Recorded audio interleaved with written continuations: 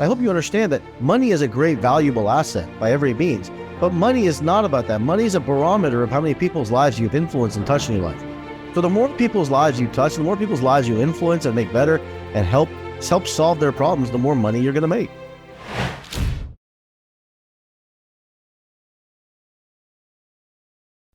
The truth is this: most people don't understand money. Most people don't understand what it means, and most people don't understand what wealth is. They don't understand the income factors. They don't understand how money works. And what they do is they end up causing themselves more agony, more pain, more chaos financially than ever before. I will tell you that the secret to wealth is not in a strategy. The secret to wealth is in your psychology. Because when we live in the protection amygdala state, we think we need to chase more and go after more and go after more and go after more. And they think that, okay, you know what? The more I have, the more protected I'll feel. I'll say that again. The more you get, the more protected you'll feel. And you know what? It may be something that happened to you when you were a kid. It may be something that happened to you when you were 7, 8, 9, 10 years old, and you felt like maybe your mom or dad was going to work and they weren't there. Maybe you felt like your dad or your mom chose work over you. Now that's chasing you. That's still chasing you internally and making you say, hey, look, you got to go after more money. And you keep chasing that success, which is the first book I wrote. But instead of that, what if you can actually let go of that and actually be grateful for where you are and not be afraid of losing whatever it is you built, whether it be $10,000 in your savings or $10 million. We chase wealth thinking that money is the problem, but it's never the problem. Money is the symptom of the whole circumstance. Money is a symptom, not the circumstance. It's a circumstance of life, not the cause of it. Most of us are caught in this paradigm where we think that money is the issue. Money is the problem. Money is the problem. Money is the problem. Money is never the problem. It's simply a switch of consciousness that allows you to create more money. And all of us, every single one of us, are 100% reflection to the internal environment. So your income or your income financially is 100% reflected to the income of what's going on with you individually. And I say that to you because I know that you're thinking, well, what about these highly, super large entrepreneurs? They've got lots of money. They also have a lot of money to blow, right? Millions and millions of dollars can hide a lot of errors. Does that make sense? Millions and millions of dollars can hide a lot of errors and a lot of inefficiencies in your business. But if you don't have millions and millions of dollars, then every single efficiency, every single lack of performance bid gets multiplied and magnified. I want you to think about this for yourself. Maybe you're looking at it and saying, you know what? I have an income and I have a salary and I make a certain amount of money, which is great, which is fantastic. But is it helping you grow your life? Is it helping you expand your life? And you may say a little bit at a time. But is that really going to truly change the trajectory of your life?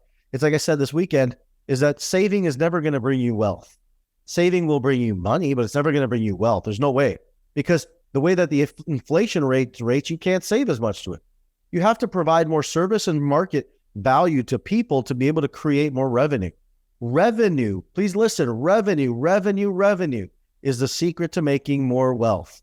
Doesn't matter how you make the revenue, but your focus and attention has to be on revenue.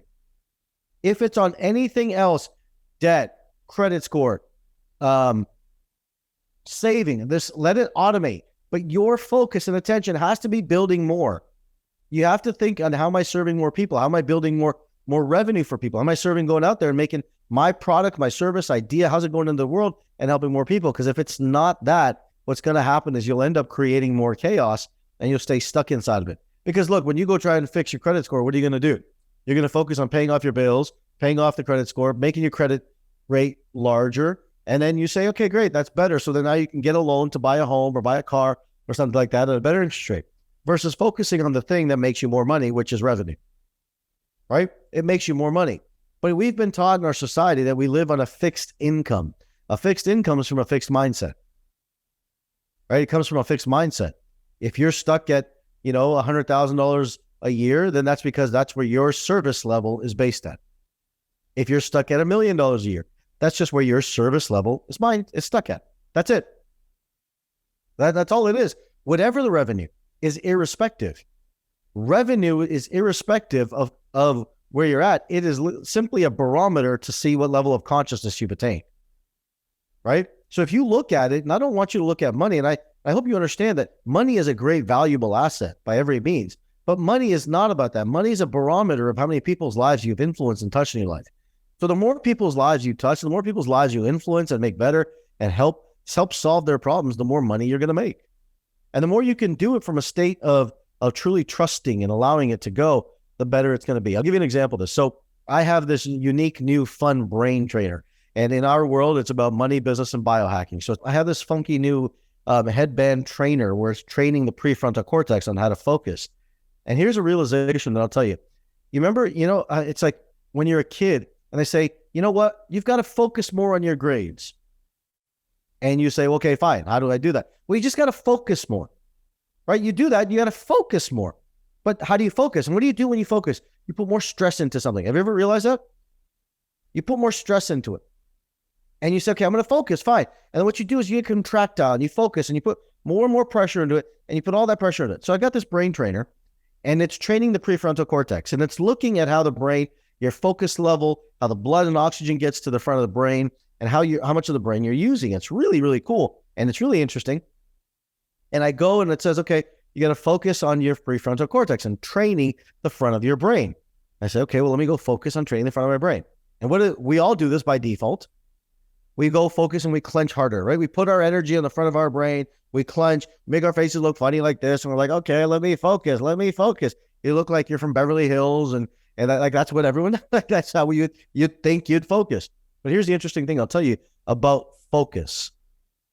And what I noticed about the brain is, when you actually had greater scores of the brain focus is when you actually let go of it.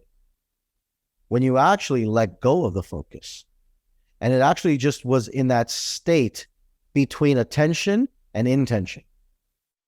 And it was super powerful to be able to realize it. It was that state between attention and intention, because your attention is contractile force and your intention is still a contractile force, but it's that space in between it where you let go. Where you let go and let the experience evolve itself and express itself so that you can say, hey, look, this is where the brain should function from. Where there's, maybe Deepak says it well, right? The space in between thought, as he would say, the space in between thought. And I found it, I looked at it and I said, this is brilliant. This is brilliant. Now I want you to think about that. Why am I talking about A, Deepak Chopra, B, brain training inside this? Because the median of money in chapter 4, we talk about the median of money is simply the level of frequency you resonated to. So it doesn't matter if it's 100,000, doesn't matter if it's 1 million. It's the median of money, because you may walk around saying, hey, look, I made a ton of money this month, and next month you're going to make a third of that, because the average will always equal the same. I'll give you an example. Let's say your monthly household income is $5,000 a month, and you go ahead and you get elated and you say, you know what, I'm going to go crush it this month. I get super focused and I go get focused and I go out and I hustle, and I go make $10,000 this month. Now, Dave, I don't know what you do necessarily, but let's just say you go make 10 grand this month and you're like, great, I made 10 grand this month. I will promise you, almost with a shadow of a doubt, you will come back to $2,000 the following. Because you'll come back and you'll average that out. And then the next month you'll make 7 grand. And then you'll come back to 5. Because water seeks its own level. There's a median that we all follow. If I took your last 6 months and I said, what is your revenue been? I promise you, I'll find the average. That average is an important barometer to look at. Everyone says high and low, high and low. Chase that. Instead, what if we looked at the average inside of it and find the median of your money? When you find the median of money and you base your life on the median of money, you're able to grow it in a median of money. Your ideas can be as big as they want to, but the strategy is going to make sure that you stay predictively growing. Does this make sense? Right? Because you make yourself predictably grow. And when you create predictable growth, sustainable growth for a long period of time, what happens is your income grows, your wealth grows, your self-worth grows, and you don't have the highs and lows in life. And the chaos dissipates, the nervous system calms down, and your body regains its own self-governance and self-control. This is where power starts to sit. This is that place where I'm saying the place between attention and intention, when that prefrontal cortex kicks in, where it's not about working harder. It's not about doing more. It's simply about just doing and being, right? In many of my events, I start them by saying, Imagine you could be, do, and have anything you want to. If you've been to my events, I pretty much say that almost every seminar I do. I start with that sentence because I think it's so powerful in a statement that imagine you could be, do, and have anything you want. And you can. You're a co-creator of your world. You can create that. But most of us get caught in the attention, spending too much focus, and the intention of too much focus. And the intention, attention, gap in between is where the reality happens.